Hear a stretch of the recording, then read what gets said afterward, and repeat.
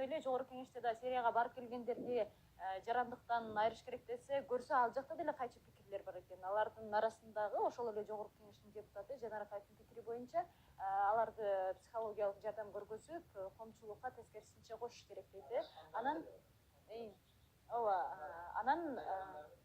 анан ошол экөөнүн айырмасын билүү кыйын болгондугу мына ушул биздин көйгөйүбүз болуп турат чындыгында.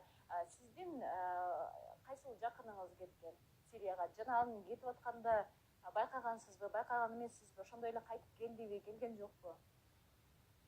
Бул жерде азыр кайтып келгенler туурасында талкуу болуп атат да туура.